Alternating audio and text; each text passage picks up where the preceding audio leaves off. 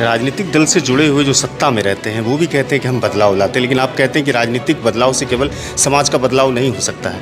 नई education policy जो है, राष्ट्रीय शिक्षा नीति जो है, उसमें भी कहा गया है इस बात पर कि व्यवहारिक शिक्षा और उद्यमिता से जोड़ने की बात। तो सरकार जो प्रयास कर रहे हैं आपकी दृष्टिकोण से, क्या वो नाकाफ़ी है, ईमानदार प्रयास नहीं है? आपके पास 22 साल में यानी कि 2 दशक बचे हुए हैं। आपकी परिकल्पना है, एक डेडलाइन भी है कि 2047 तक हम बिहार को विकसित करेंगे और आत्मनिर्भर भी करेंगे। 9 करोड़ युवा है, लगभग 10 करोड़ युवा।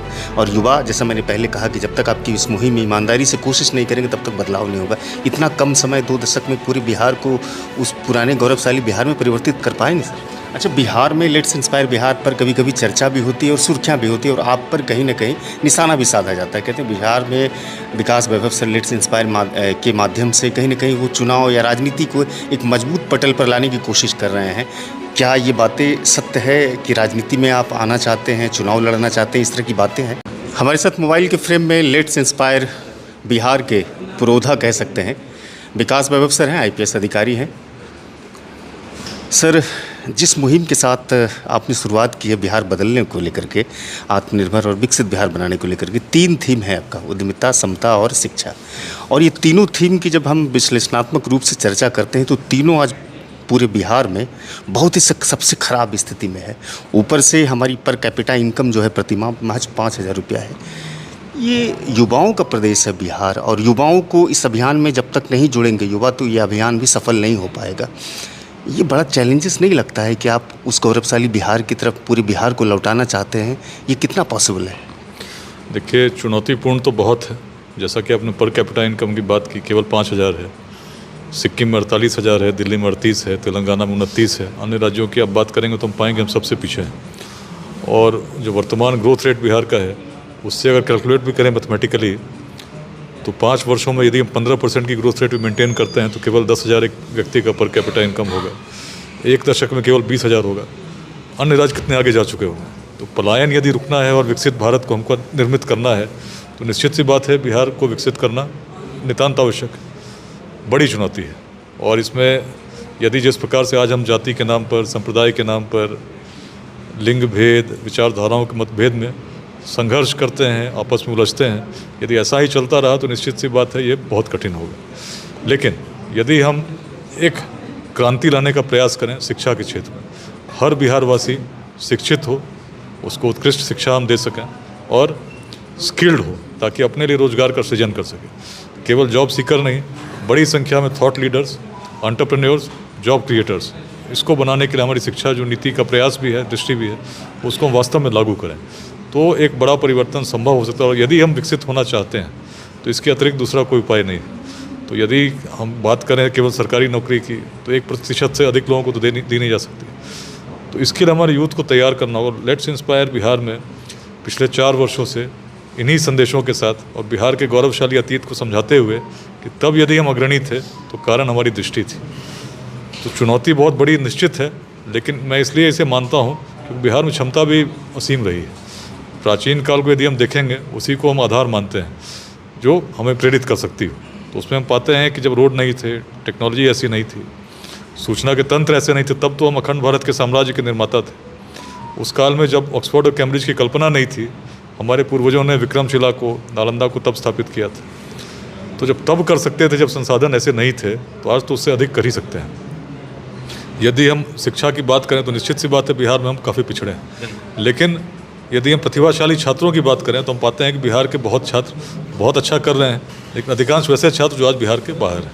यदि उद्यमियों की बात करें तो बहुत सारे उद्यमी हैं जो बिहार के हैं लेकिन बिहार के बाहर आज अच्छा कर रहे हैं। तो हमारे लिए ये चुनौती है कि बिहार में कैसे इस परिवेश का निर्माण किया जाए। और लेट्स इंस्पायर बिहार में धीरे धीरे करके हम लोगों को इसकी ओर जब प्रेरित करें तो आज एक लक्ष्य लेके हम लोग चल रहे हैं। हर जिले में कम से कम 5 स्टार्टअप लगाइए। 2028 तक आपके हर सहयोग के लिए हम तत्पर हैं। एक बड़ा नेटवर्क आज खड़ा है, लाखों लोग जुड़े हैं, 10,000 से अधिक सफल उद्यमी जुड़े हैं जो अपने अपने जिलों के यूथ के मार्गदर्शन के लिए तैयार हैं। तो ऐसे में आज 3 तो हमारे लग चुके हैं, बेगूसराय में, छपरा में, एक पटना में, और लगभग 300 से अधिक स्टार्टअप आज जुड़कर आगे बढ़ रही हैं। अभी भागलपुर में भी थे तो अभी एक मसाला मोंग करके एक नया स्टार्टअप शुरू हुआ है। अलग अलग क्षेत्रों में लोग अलग अलग स्टार्टअप लगाने की कोशिश कर रहे हैं। तो अभियान में हम लोग इनको एक मॉडल के रूप में प्रस्तुत करना चाह रहे हैं। क्योंकि आज के गांव में यदि आप बात कीजिए तो गांव में लोग बात करते हैं इस गांव से शायद कभी कोई IAS निकले होंगे, कोई IPS निकले होंगे, तो वही उस गांव कि विद्वता का प्रतीक बन जाता है। लेकिन यदि हम सोचें कि उनका गांव के प्रति क्या योगदान था, तो हम पाएंगे बहुत अधिक योगदान समाज के प्रति नहीं था। अपने लिए उस प्रकार से जीते रहे, लेकिन उसी गांव से यदि कोई उद्यमी बनता है तो अनेक लोगों को नौकरी देता है, लेकिन उनकी प्रशंसा हम गांव में नहीं करते। तो इस पूरी दृष्टि को बदलने की जरूरत है। राजनीतिक दल से जुड़े हुए जो सत्ता में रहते हैं वो भी कहते हैं कि हम बदलाव लाते हैं, लेकिन आप कहते हैं कि राजनीतिक बदलाव से केवल समाज का बदलाव नहीं हो सकता है।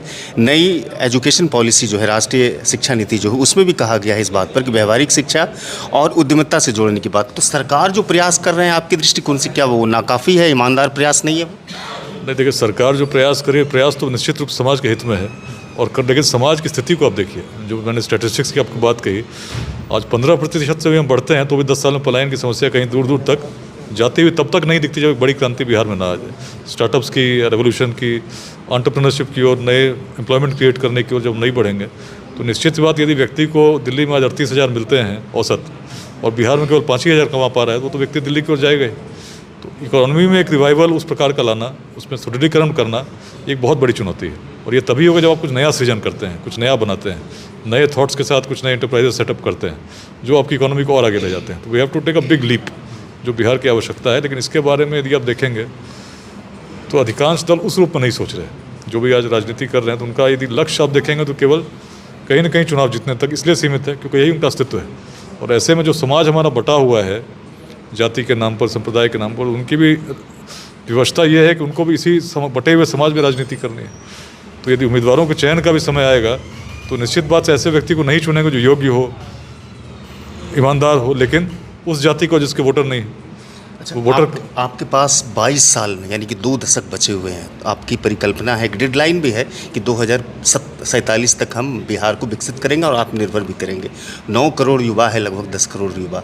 और युवा, जैसा मैंने पहले कहा कि जब तक आपकी इस मुहिम में ईमानदारी से कोशिश नहीं करेंगे तब तक बदलाव नहीं होगा। इतना कम समय, 2 दशक में पूरे बिहार को उस पुराने गौरवशाली बिहार में परिवर्तित कर पाएंगे सर? देखिए, मैंने जैसे कहा, बिहार की क्षमता असीम रही है, इसीलिए मुझे उस क्षमता में भी विश्वास है। और मुझे लोगों की सोच को बदलते हुए मैंने देखा है। रोहतास में भी उग्रवादी क्षेत्र में उग्रवादियों ने सरेंडर किया था बहुत कम समय में। 1.5 साल में पूरा क्षेत्र उग्रवाद मुक्त हो गया, 2.5 साल में। बगहा में 1.5 साल अपराध मुक्त हो गया, जबकि लोग मानते थे कि ऐसा हो नहीं सकता, असंभव मानते थे। बिहार में भी आज हम देखते हैं चुनौती, तो मैंने बताई है वो कितनी बड़ी चुनौती है। लेकिन यदि हमने ऐसा किया, उसमें एक बड़ी चुनौती राजनीति भी है। जो मैंने आपको बताया कि राजनीति आज जाति पर आधारित है, संप्रदाय पर आधारित है। बातें हम विजन की कर रहे हैं, लेकिन वास्तविकता आप देखेंगे तो उस प्रकार की बातें ज़मीन पर इसलिए नहीं हो पा रही क्योंकि खंड खंड में बटे हुए हैं। तो मेरा ये अनुमान है कि यदि हम इस दिशा में चलते हैं, बिहार को प्रेरित करते हैं बिहार की दृष्टि से, विकास वैभव की दृष्टि नहीं है। बिहार प्राचीन काल में अग्रणी क्यों था? जातियाँ थीं, ऐसा जातिवाद नहीं था। ऐसा जातिवाद होता तो मगध में ना नंद वंश का उदय होता और आचार्य चाणक्य भी शायद चंद्रगुप्त की जाति खोजते। अलग थे तभी तो वैशाली को हमने स्थापित किया, जिसमें अलग अलग जातियों के लोग मिलकर साथ में विमर्श करते थे, बैठक करते। 7,707 गणराजा मिलकर प्रति वर्ष अपने गणाधिपति का चयन करते थे। तो अलग लोग थे, वेदांत की भूमि रही। तो आज भी उस भाव को यदि प्रमुखता से हमारे यूथ ने अपनाया, जैसे 2 लाख की मैं बात करूँ, व्हाट्सएप में जुड़े हैं, लाखों लोग जुड़े हैं, तो ये कोई जाति और संप्रदाय का प्रतिनिधित्व नहीं कर रहे, सब इसलिए जुड़े हैं कि बिहार आगे हो। उद्यमिता की क्रांति की बात की हम लोगों ने, शिक्षा में व्यापकता की बात की। आप देखिएगा इसका असर ऐसा होगा कि राजनीति में भी लोग जाति संप्रदाय से परे उठकर आगे एक बड़ा परिवर्तन लाएंगे। तो ये अपने आप जो समय है, बहुत चीज़ें बहुत कम समय में होती हैं, इसको मैंने यही का होते देखा है। तो राजनीति में निश्चित परिवर्तन आएगा यदि बड़ी संख्या हम लोग गांव-गांव तक इस संदेश को ले जा सके, जो बिहार का संदेश है, जो बिहार के पूर्वजों की दृष्टि है। और इसीलिए मैं बड़ा आशान्वित हूँ जब आज देखता हूँ कि लोग बड़ी संख्या में जुड़ रहे हैं, महिलाएँ जुड़ रही हैं, अधिवक्ता जुड़ रहे हैं, समाज का बुद्धिजीवी वर्ग जुड़ रहा है और साथ साथ समाज का वंचित वर्ग भी बड़ी संख्या में जुड़ रहा है। अच्छा, बिहार में लेट्स इंस्पायर बिहार पर कभी कभी चर्चा भी होती है और सुर्खियाँ भी होती है और आप पर कहीं ना कहीं निशाना भी साधा जाता है। कहते हैं बिहार में विकास वैभव सर लेट्स इंस्पायर के माध्यम से कहीं ना कहीं वो चुनाव या राजनीति को एक मजबूत पटल पर लाने की कोशिश कर रहे हैं। क्या ये बातें सत्य है कि राजनीति में आप आना चाहते हैं, चुनाव लड़ना चाहते हैं, इस तरह की बातें हैं? देखिए, 2 बातें मैं कहूँगा। एक तो ये कि राजनीति में अच्छे लोगों को आना चाहिए, ईमानदार लोगों को आना चाहिए, निस्वार्थ लोगों को आना चाहिए, आने का प्रयास भी करना चाहिए। ऐसा करने से निश्चित एक बड़ा सकारात्मक परिवर्तन समाज में होता है। लेकिन जहाँ तक मैंने बिहार की बात कही, मेरा स्वप्न बहुत बड़ा है और स्वप्न बिहट का रहने वाला मेरे गांव का नाम है, जो बृहत्ता को दिखाता है। तो मेरा मन कहता है कि अपने जीवन काल में बिहार बढ़े। इसीलिए इस चुनौती को मैंने बताया कि अच्छे लोग यदि कुछ आए भी राजनीति में, तो वो परिवर्तन जो हम चाह रहे हैं कि हर व्यक्ति को रोज़गार मिले, हर व्यक्ति शिक्षित हो जाए, उस प्रकार से कहीं बाहर जाने की आवश्यकता नहीं होगा जब तक समाज में एक बड़ी क्रांति नहीं आती। तो निश्चित रूप से आज जो मैं कर रहा हूँ उसका उद्देश्य कोई चुनाव जीतना नहीं है, कोई राजनीतिक परिवर्तन उस रूप में नहीं है, लेकिन लोगों के सोच में परिवर्तन हो, समाज में परिवर्तन हो, इस प्रकार का परिवर्तन हो कि हम आगे बढ़ें और इससे आगे राजनीतिक परिवर्तन भी होगा। उसमें मेरी भूमिका होगी नहीं होगी ये बात महत्वपूर्ण नहीं है। महत्वपूर्ण ये है कि बिहार बदलना चाहिए, इसी के लिए निस्वार्थ भाव से मैं प्रयास कर रहा हूँ। बहुत बहुत शुक्रिया सर, आपने सिटी टाइम्स को समय दिया, इसके लिए बहुत शुक्रिया।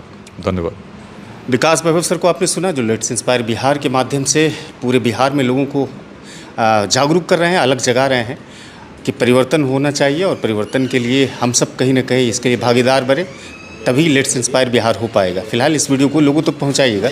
सोशल मीडिया पर 2 प्लेटफॉर्म है, फेसबुक और यूट्यूब, दोनों जगह पर आप नए हैं तो वहाँ फॉलो कीजिएगा, लाइक कीजिएगा, यूट्यूब को सब्सक्राइब कीजिएगा। शुक्रिया।